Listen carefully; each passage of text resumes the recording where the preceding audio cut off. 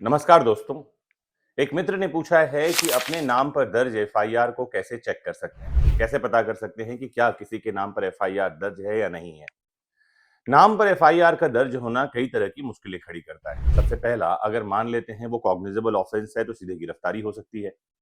दूसरा, अगर किसी के नाम पर एफआईआर है तो पासपोर्ट वेरिफिकेशन में प्रॉब्लम आ सकती है और अगर आपने पासपोर्ट के लिए एप्लीकेशन दिया है तो आपका पासपोर्ट रद्द हो सकता है। मतलब आपके विदेश जाने की यात्रा खटाई में पड़ सकती है, वो प्लान खटाई में पड़ सकता है आपकी विदेश यात्रा का।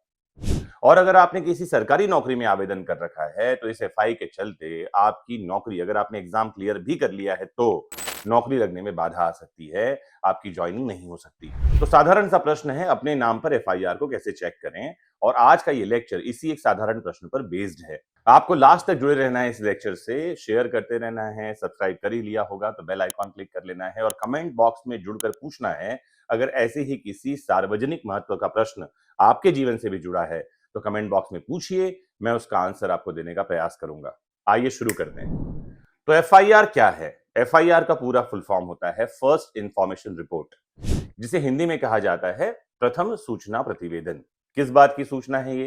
किसी भी अपराध के होने की सूचना। किसको दी जाती है? तो किसी पुलिस अधिकारी को दी जाती है। कौन सूचना दे सकता है?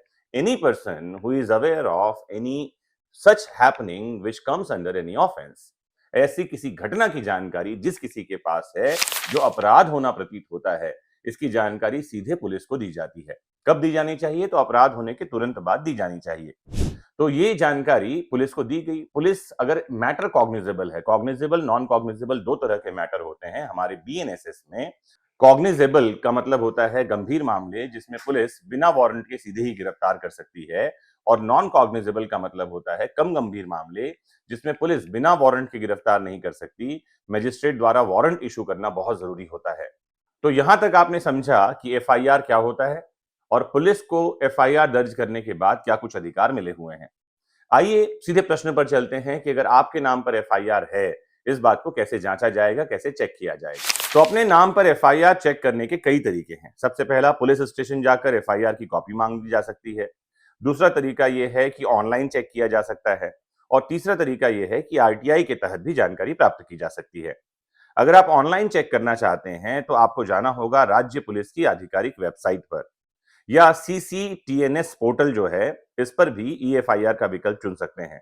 सीसीटीएनएस जो है, ये केंद्रीकृत प्रणाली होती है जो पूरे भारत भर में अपराध और एफआईआर का ऑनलाइन डेटा रखती है।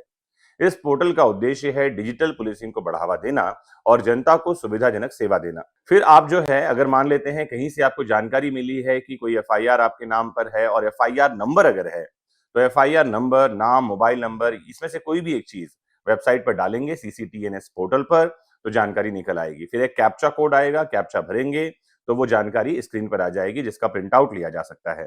यदि ऑनलाइन पोर्टल पर जानकारी उपलब्ध नहीं है तो आरटीआई एक्ट 2005 के तहत संबंधित पुलिस स्टेशन जिसके क्षेत्र में आप आते हैं, वहां आरटीआई लगा सकते हैं और पुलिस की जिम्मेदारी है कि 30 दिनों के भीतर आपको वो जानकारी उपलब्ध करवाए। आपको ये भी जानकारी दे दूं कि भारतीय कानून के अनुसार एफआईआर एक पब्लिक डॉक्यूमेंट है और सुप्रीम कोर्ट ने भी यह स्पष्ट किया है कि कोई भी व्यक्ति एफआईआर की कॉपी मांग सकता है। कई बार ऐसा होता है कि लोगों को ये लगता है कि उनके नाम पर एफआईआर है, जबकि लोगों के नाम पर एफआईआर नहीं होता। किसी ने आपकी शिकायत पुलिस को की है और पुलिस ने सीधे एफआईआर न लिखा हो बल्कि कंप्लेंट दर्ज कर लिया हो, तो भी लोगों को ये लग रहा होता है कि एफआईआर दर्ज हो गया है। तो चेक करें एफआईआर है या नहीं है। अगर एफआईआर है तो अगला कदम ये देखना होगा कि मैटर क्या है, और सबसे पहले जो पहला कदम उठा सकते हैं वो बीएनएसएस के तहत एंटीसिपेटरी बेल यानी कि अग्रिम जमानत का आवेदन कर सकते हैं कोर्ट ऑफ सेशन या हाई कोर्ट में। तो मुझे उम्मीद है कि आज के इस छोटे से लेक्चर से आपको ये बात समझ में आ गई होगी। कुछ और आप जानना, समझना, पूछना चाहते हैं इस बारे में तो जरूर कमेंट बॉक्स में जुड़कर मुझे पूछिएगा। मुझे खुशी होगी आप तक प्रश्नों का उत्तर पहुंचाने में।